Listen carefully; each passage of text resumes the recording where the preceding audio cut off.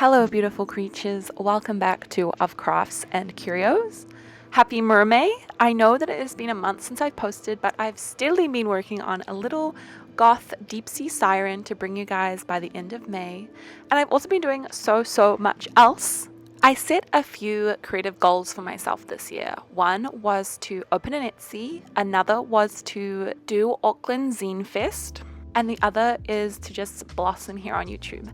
So all of May, I have been working steadily on my application for Auckland Zine Fest and of course other beautiful things that I can bring to you guys in an Etsy store.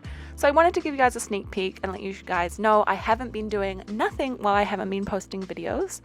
I know it's only been a month, but it feels like forever because I love you guys so much and I miss chatting with you guys in the comments and hearing what you're up to. So I have been steadily working on poetry and art, but let's get back into some doll stuff and swim to the bottom of the ocean to see what kind of goth deep sea siren mermaid I can create for Mermay. To start with, I am taking this Frankenstein mermaid doll from the Monster High Mermaid line. I've never worked with a Frankie head before. This will be a first for me, but I really love the kind of eel tail that this mermaid doll has.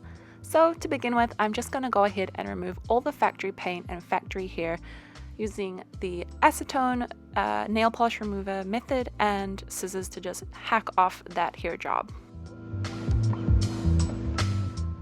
As for my concept for this mermaid, I love the idea of like a deep sea mermaid that we've never seen before, that never sees the light. Yeah, so I wanted to go lean into my goth obsession with the goth fashion scene and create a sort of goth dark fantasy siren from the depths of the ocean for my mermaid. I mean, after my goth scarecrow on the channel, I've kind of just said, why the heck not make everything that could be possibly made goth? So a goth mermaid was a given. So to remove my doll's head, I am just going to let her sit in some hot water to soften up that vinyl head so it's really easy to pull off.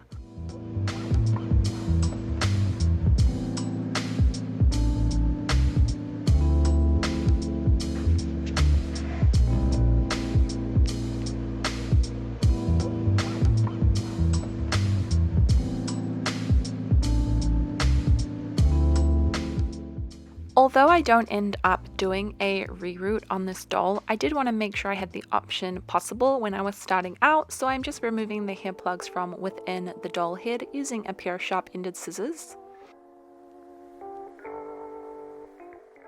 The glue in this head was really stubborn, so I did end up making an incision at the back of the head to pull out the hair. But now we can move on to painting the doll. I do want her to have a really pale flesh tone skin, just because I like the idea that she's been at the very bottom of the ocean where no light touches. So I'm using Folkart acrylics to go ahead and paint the body to change the skin tone. Normally I use the pastel method, which I am not in love with, so I thought I would try the acrylic paint method and see how it goes. Folkart paints are so matte and I really love their coverage, so I think it's going to be the perfect paint to do something like this. Being a goth mermaid and all, she is going to need a black tail, so I'm also going to go ahead and paint over the factory colored tail.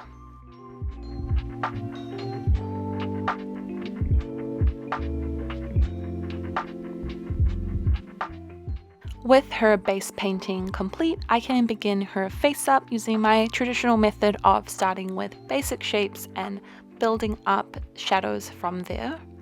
I am really pleased with how the Folkart paint performed when changing the skin tone. I only needed to do 2 layers. It's very matte, like extremely matte. But the only thing that scares me about acrylic paint is that it can chip when you use colored pencils on top of it. And once it's chipped, it's always going to be hard to create that even flat surface again if you add more paint. But I tried my best. There's only a minimal amount of cracking and I'm really happy because the eye makeup is so dark that you wouldn't be able to know that there's any cracking going on. For this makeup look, I really do want to take a lot of inspiration from goth makeup and goth fashion, but I still want to play up the fantasy elements of a dark sea siren. So I'm making sure to invert some things like the irises and pupils are bright white, and whereas the sclera is fully black on the eyes. Big dramatic eyelashes, a spooky looking mouth, just things that lean goth but still read fantasy. I also tried bleach eyebrows on this doll, which I think are really fun and just different and definitely spooky. I'm also going to be putting my Prolix powders to good use on this doll, as mermaids are often shimmery, sparkly, beautiful things, and I love the idea of some reflection in her makeup to really call back to the deep sea origins of this character, as a lot of deep sea creatures often have light reflecting elements in their bodies.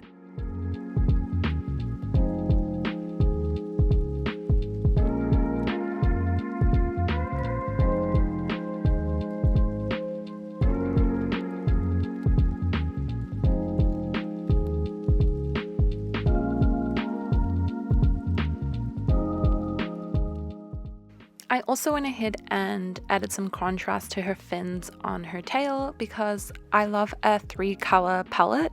So purple, black, and white for this doll I think is a really cool color palette with some good contrast.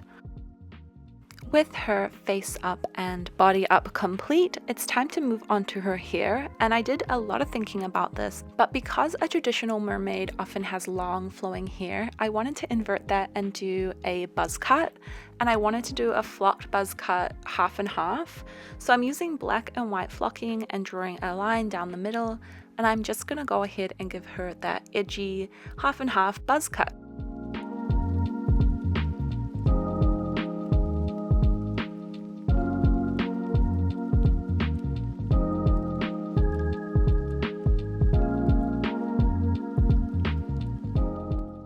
I'm just using Elmer's school glue to adhere the flocking material. I bought my flocking material at Lincrafts online here in New Zealand.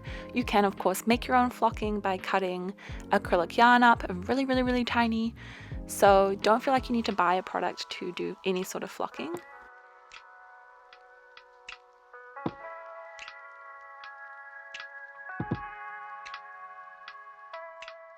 I also wanted to give her kind of an edgy haircut alongside her buzz cut, so I'm taking some yarn and I'm just pulling it to create tiny little wispy sideburns for this doll.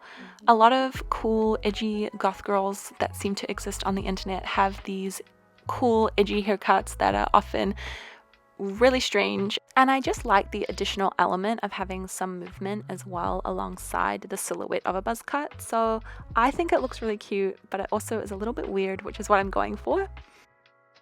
Moving on to her outfit, or sort of outfit, I really wanted to use a lot of hardware and kind of create a harness look for this doll.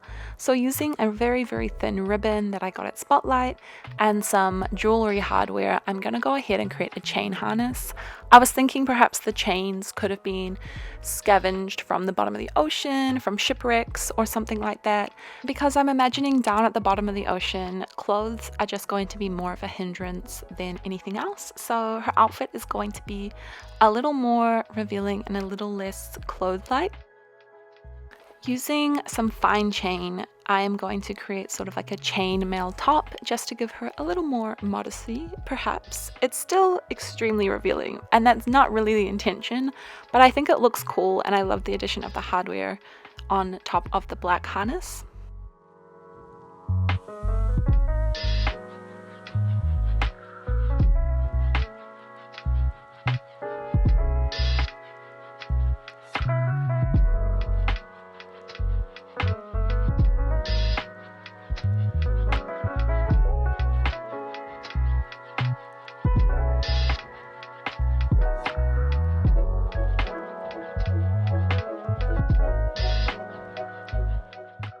I'm finishing up her harness that she will wear underneath the chainmail top, just a simple O-ring harness, and I think it's super cute, and I love doll harnesses, so I definitely want to make more of those.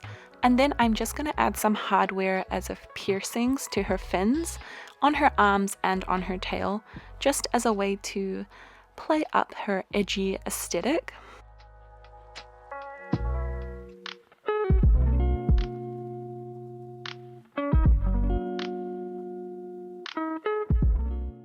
And I couldn't help myself, I had to give her a facial piercing. I really don't recommend doing this if you have painted the surface of your doll body, as you will get some serious cracking in the acrylic paint. I also wanted to create a fishing hook that had got stuck or lodged in her face as a piercing, because I think that's such a silly idea that she had been almost caught but then kept the fishing hook as a aesthetic piece to her look. So I went ahead and popped that in her mouth and cheek.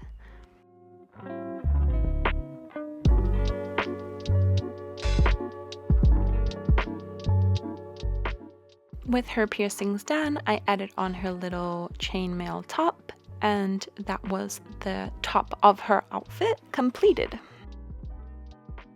I went ahead and used a heavy gloss medium to give her very, very shiny eyes and mouth. I also went ahead and covered her tail with said medium just to give her that glossy, fresh out of the water moment. And while looking at her tail drying, I thought I need to make a tail harness as well, just to tie together the idea. So I'm just going to be using the same materials of hardware and thin ribbon to create a harness that she can wear around her hips and along her tail.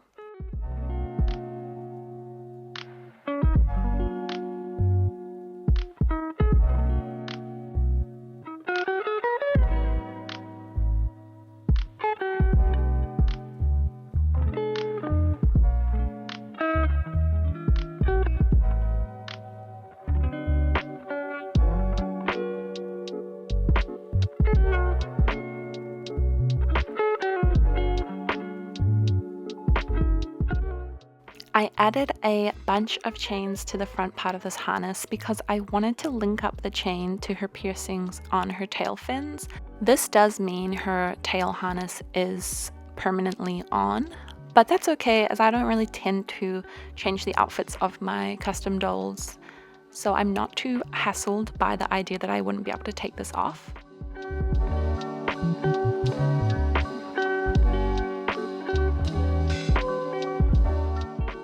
And here is her finished tail harness. I really like how it mirrors the silhouette of her tail fins.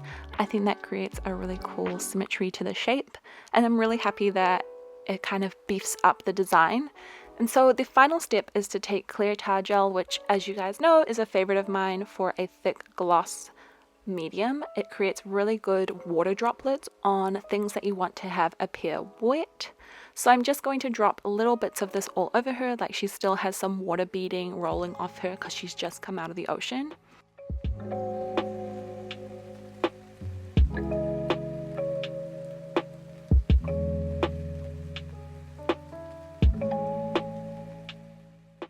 And with that final addition of the water droplets all dried, my little mermaid is complete.